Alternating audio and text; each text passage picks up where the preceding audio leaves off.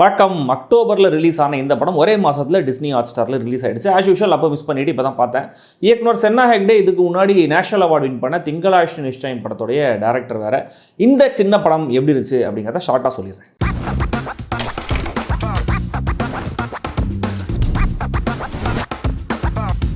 அவிஹிதம் ஒரு சின்ன கிராமம், எல்லாருக்கும் தெரியுங்கிற மாதிரியான ஒரு நெய்பர்ஹுட். ஓப்பனிங் ஷாட்டே யாருன்னு தெரியாத சில பேர் அந்த ஊரில் நடக்கிற விஷயங்களை நைட்டு தண்ணி அடிச்சுக்கிட்டு கிசு மாதிரி பேசிகிட்டு இருக்காங்க. யாரை வச்சுருக்காங்கன்ற ரேஞ்சில் கொஞ்ச நேரத்தில் அந்த குரல்களில் ஒருத்தர் ஒரு தோட்டத்து பக்கம் நடந்து அவர் வீட்டுக்கு போயிட்டு இருக்கும்போது இருட்டில் ஒரு கப்பிள் இன்டிமேட்டாக இருக்கிறத பார்த்துடுறாரு. அதில் அந்த ஆண் யாருங்கிறது தெரிஞ்சிருது, ஆனால் அந்த பெண் யாருன்னு தெரியல. ஸோ இவங்களாக தான் இருக்கும் அப்படிங்கிற ஒரு யூகத்தில் அந்த பெண் வீட்டை சேர்ந்த ஆண்கள்கிட்டே போயிட்டு கம்ப்ளைண்ட் பண்ண முடிவு பண்ணிடுறாரு. இதுக்கப்புறம் என்ன ஆச்சு, அந்த கப்பிள் இவங்க கிட்ட சிக்கினாங்களா இல்லையா, ஆக்சுவலா அவங்க யாரு, இதெல்லாம் தான் இந்த அவிஹிதம். இது அவிஹிதம் தானே. ஒரு சின்ன விஷயத்தை வச்சு ஃபுல் படத்தை எடுக்கவே மலையாள சினிமாவில் ரைட்டர்ஸ் டேரக்டர்ஸ் எல்லாரும் ஸ்பெஷல் ட்ரைனிங் எடுத்துகிட்டு வராங்க போல இருக்குது. அண்ட் இந்த ஸ்க்ரீன் பிளேயில் அழகாக கேரக்டர்ஸை கொண்டு வந்து கான்வர்சேஷன்ஸை பில்ட் பண்ணி கிளைமேக்ஸுக்கு ஷோடவுன் மாதிரியான ஒரு சுச்சுவேஷனை செட் பண்ணி கடைசி வரைக்கும் மொமெண்டம் குறையாமல் போர் அடிக்காமல் கொண்டு போயிருக்காங்க ரைட்டர்ஸ் அம்பரீஷ் கலத்தேராவும் சென்னா ஹெக்டேவும். அண்ட் இது ரொம்ப சீரியஸாக சொல்லாமல் ஹியூமரஸாக ஒரு சோஷியல் சட்டையர் மாதிரி கொண்டு போனது படத்தை என்டர்டெய்னிங்காகவும் என்கேஜிங்காகவும் வச்சிருந்துச்சு. எப்படியோ இவங்க யாருன்னு கெஸ் பண்ணுறாங்களோ கண்டிப்பாக அந்த லேடியாக இருக்க வாய்ப்பே இல்லைங்கிறது நம்மளுக்கு தெரியும். ஸ்டில் அது யாராக இருக்கும், அதை கண்டுபிடிச்சதுக்கப்புறம் இந்த ஒன்றுத்துக்கும் உதவாத மிசோஜனிஸ்ட் ஆண்கள் முகத்தில் கரிய போசுகிற அந்த மொமெண்ட் எப்படி இருக்குங்கிற அந்த கியூரியாசிட்டி எனக்கு ரொம்ப ஜாஸ்தியாகவே இருந்தது.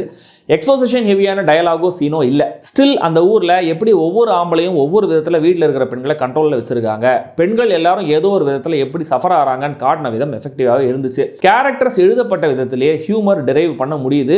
சும்மாவே உதார் விட்டு சுற்றிட்டு இருக்கிற பிரகாஷன் கேரக்டர், இருட்டில் பார்த்தா கூட எந்த பொண்ணுன்னு கண்டுபிடிச்சிருவேன் அப்படின்னு சொல்கிற டெய்லர் கேரக்டர், இவங்க ரெண்டு பேரும் பேசிக்கிற விதம், முரளிங்கிற தம்பி கேரக்டர், அவங்களுடைய அப்பா அண்ணன் எல்லாருமே ஆக்சுவலாக ஒரு வகையில் நல்லவங்க தான். ஆனால் எல்லாருமே பெண்களை இன்ஃபீரியராக பார்க்குற டிப்பிக்கலான அந்த கால மைண்ட் செட் இருக்கிற ஆண்கள். முக்கியமாக இவங்களோட அம்மா கேரக்டர்னு ஒருத்தவங்க வருவாங்க. படத்திலேயே செம்ம இன்ட்ரெஸ்டிங்கான ஒரு கேரக்டர்னா எனக்கு இவங்க தான். இந்த பஸ்ஸில் நடுசீட்டு கிடைக்கணும் அப்படின்ற மாதிரி நக்கலாக இவங்க பிளஸ் பண்ணுறதெல்லாம் டோட்டலாக எதிர்பார்க்காத ஒரு ஹியூமர். அந்த கேரக்டரில் நடிச்சிருக்கிற அம்மினி சந்திராலயம் செம்ம பர்ஃபார்மன்ஸை கொடுத்துருந்தாங்க. அண்ட் படத்தில் ஆல்மோஸ்ட் எல்லாருமே புதுமுகங்கள் தான். அதனாலேயே அவங்க நல்லாவும் நடிக்கும்போது கேரக்டர்ஸ்லாம் ரொம்ப ஸ்ட்ராங்காக அந்த கதையில் உட்காருது.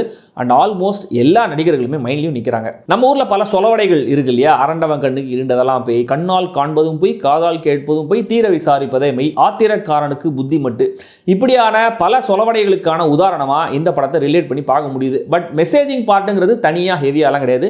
நீதி கதை மாதிரி ஒரு தப்பு பண்ணிட்டு அதுலேருந்து மாரல் கிடைக்கிற மாதிரி தான் சொல்லப்பட்டிருக்கு. ஹியூமர் இருக்கிற அதே நேரத்தில் ஒரு த்ரில்லர் மாதிரி ஹூட் நீட் மாதிரி இதை நரேட் பண்ண விதமும் செம்மையாக இருந்தது. இந்த ஆண்கள் எல்லாம் சேர்ந்து போகிற அந்த டீடைல்டு பிளான்லாம் செம்ம கிரேசியான சீன்ஸாக இருந்தது. ஃபைனலாக யாருங்கிற ரிவீல் கண்டிப்பாக நான் கெஸ் பண்ணவே இல்லை. ஸோ எனக்கு ஆச்சரியமாகவும் சாட்டிஸ்ஃபைங்காகவும் இருந்தது. அதுக்கப்புறம் நடக்கிற கான்வர்சேஷன், அதில் கிடைக்கிற மெசேஜ் எல்லாம் அந்த நல்ல கிளாப் ஓதி மொமெண்ட்ஸாக இருந்தது.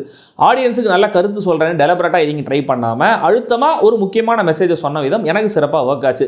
ஸ்ரீராஜ் சஜியோடைய பின்னணி இசையும் பாடல்களும் நல்லா இருந்தது. ஸ்ரீராஜ் ரவீந்திரன், ரமேஷ் மேத்யூஸ்னு ரெண்டு பேர் சினிமாட்டோகிராஃபி பண்ணியிருக்காங்க.